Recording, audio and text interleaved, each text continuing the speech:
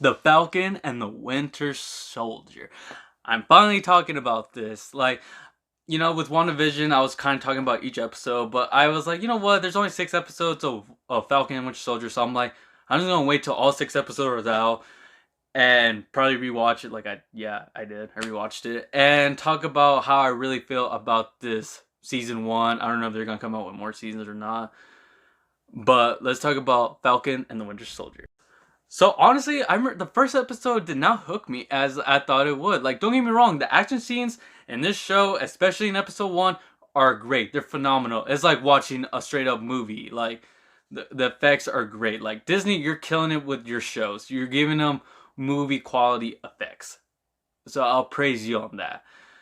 But to me, it was like more like setting up where it's like, well, Falcon, what Sam Wilson and Bucky Barnes been up to after Avengers Endgame. I think it takes place like 6 months after Avengers Endgame. So like I said, you're just seeing what they're doing, what they're dealing with. Like Bucky's making amends for all the stuff that he did as the Winter Soldier. Being brainwashed by Hydra. So he just like taking down like these criminals that like he kind of put in power, and he's like hanging out with this old dude like because he felt bad because he ended up killing his own son a few years back. So he's like, I'm just trying to be cool with you, and just like, oh god. Sam is like trying to. At first, you see him on his mission, like he gets a suit upgrade, and I really like. I don't know. I like it more. It's more colorful and stuff like that. So it shows what's gonna happen later, and you're seeing him like trying to like this like trying to help out his sister with their family business and stuff like that. I remember that he ended up trying to get a loan. They're like, well, Sam, you don't have any credit from the last 5 years. It's like, yeah, no shit, dumbass. He's literally he dusted off with like half the universe. And of course he's not gonna have credit, and it's like they're not helping him out, which is like, he's an Avenger, right? Like he legit helped fight Thanos, and you're gonna be like, nah, we're not gonna help you. I thought that was kind of weird. Like I said, like the first episode was kind of a slow burn too, but after that, I felt like each episode was getting better and better, except for the finale. I feel like the first and the finale episode are kind of like my least favorite episodes for some reason, because I feel like didn't really stick the landing for me too much. And then, well, we'll remember in Avengers Endgame, Steve gave up the shield. He passed it on to Sam. So I was like, oh, I can't wait to see where that goes. And what he does is legit put it in a museum. I'm like, Sam, I respect you, I love you, but that was like the dumbest thing you do. Like, I get it. Like, trust me, I understand. Like the legacy of that shield is so high up there. It's really the bars of it is really raised up because of Steve Rogers. So he felt like he was not gonna be able to live up to that, to what Steve brought to that shield. If you know what I mean, to that mantle of Captain America. So I get that. Like to him, it's like that's just too much pressure. I don't want that. But to me, when he just like gave it up to the government and like to the museum, I'm like, Sam, like even I knew, I was like, they're gonna take it out of retirement and do something with it. Like they're not just gonna be like, well, this expensive as vibranium shield, yeah, we're just gonna leave it hanging there, like they did with Vision's body in WandaVision. They didn't let it just rest. They're like, nah, it's expensive as shit. We're gonna put to use. So I was kind of like, Sam, really? And that's what they did. They gave it to John Walker and to be the new Captain America. And to me, I just remember that like that first episode ends with him just smiling, just smirking. It's just like, oh god. I remember I was just like, oh, that just feels weird. And like just seeing John Walker with like the uniform and that shield, to me, it was just always so weird to me. Like it's kind of like, nah, like you don't deserve it. Like I mean, that's what the show is like. That's the purpose of him having the shield. So like it's not supposed to be for him. It's supposed to be for Sam Wilson. So it's kind of like that journey to it. But to me, like I said, every time I see him with that shield, I was like, oh, that just looks weird. And like he was doing so much stuff where just like you're purposely being like, okay, yeah, you're definitely not Steve Rogers Captain America. You're your own bullshit. Like I think that was kind of funny. So I don't know. But the chemistry between Bucky Barnes and Sam Wilson, I love. Like they didn't interact with each other at all in the first episode, but when they started interacting in the second episode, I was loving it. Like their banter with each other, it really felt natural. They just like they really work off each other like so well. Like they're yin and yang. It's kind of like a buddy cop show, which I really did like, and it's just like they really work off each other like really well. Like they really met like these two like partners of Steve Rogers like now working together and like being the forefront of this show. I think they do that very well. The storyline around it though, not like I'm not really into it, but at least like the forefront of these two characters showing what like their struggles and what they're going through on a day-to-day basis, I love so much. So I will give them credit for that. And what I mean about the storyline, because the main antagonist is the Flag Smashers, and honestly, I could give two shits about the Flag Smashers. Like to me, they're like really ranked so low for like the Marvel villains. Like they're like kind of like almost about the same as the Dark Elves from the second Thor movie. I could care less about them. I get it, like why what they're doing. I get it.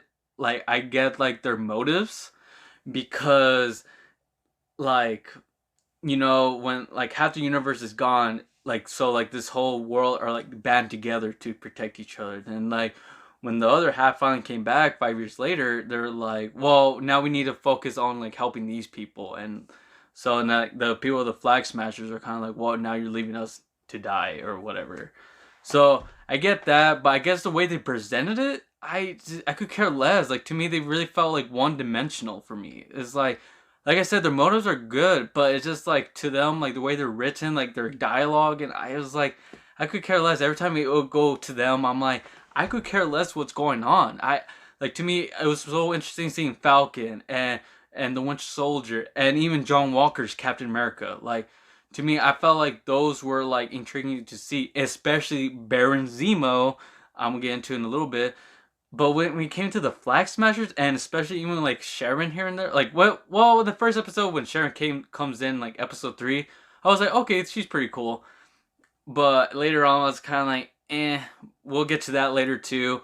But yeah, like I said, every time it came to the Flag Smashers and stuff like that, and there's an episode where Carly's mom died, I did not feel anything, and I was like, I don't know. I think like this show could have been so much better if they just had a better villain.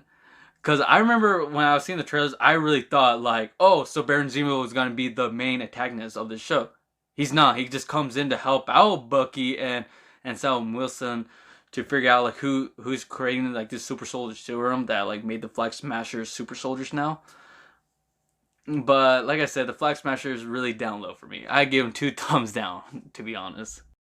Now let's talk about Baron Zemo. Like I thought he was pretty cool in Civil War. They didn't really give much, but I really liked his motives. He broke up the Avengers because they killed his family. So I really loved his motives. But seeing him in this show, like helping out Bucky and Sam Wilson, because he does not want super soldiers running around here. You've seen that in Civil War. So his thing in the show, I really dug into it. It's like there was this one moment where he's like taking out people and he's all wearing the mask. He literally only wears that purple mask, that comic book accurate mask, for that, just to be like, okay, I'm putting it on. Okay, take some pictures, make some toys out of it. Okay, I'm good. Okay, take it off. Like, I felt that really felt like a fan service moment, which is like, okay, that's kind of funny, but it was still pretty cool seeing them, and especially with that coat with that fur, I'm like, that dude has swag. And there's even an episode where he's like, memes for days where he's all just dancing in the club and stuff like that. It's like, that's awesome. They even released like a longer version of it. I'm like, okay, people, calm down. We don't really, it's not that great. Like, you guys are like going overboard about it. But we also got to see, when I was talking about John Walker, it's just, at first, I was so intrigued of him, like the whole series, until the last episode. And because the reason I say that is because it's like, he's trying to do good, he's trying to do better, he's trying to live up to the mantle of Captain America, like Sam is later on trying to be too. And it's like, I don't know, like to me, it was like you could see his like downward spiral to madness. And I was like, it really reminded me of like Bullseye, Agent Poindexter from Daredevil season 3, where he's trying to be this good guy, but like everything just keeps happening where it's not working out to his favor. Where he's like, so he ends up being like this psychopath, which he kind of is in the comic books. From what I don't really know much about John Walker slash U.S. agent, which in the last episode he becomes, but I know he's kind of crazy in a way. So like when his friend Battlestar dies, that got me sad. I was like, damn. He goes, stops one of the Flag Smasher and brutally murders him with that shield. I just love that image where he's just standing there with the shield and you see blood on the bottom of it. Love it. That imagery is so great. Like, I love it so much. Like, to me, that looked really great seeing that. And like you even see him where he's fighting Bucky and Sam, and they're like he even like it was like scary but funny as hell when he rips Sam's wings off because he's like, I am Captain America, and it's just like it seemed like he's coming while he's saying it. And he rips the wings off because he ends up taking the serum later on in the series, and that just makes him really unstable.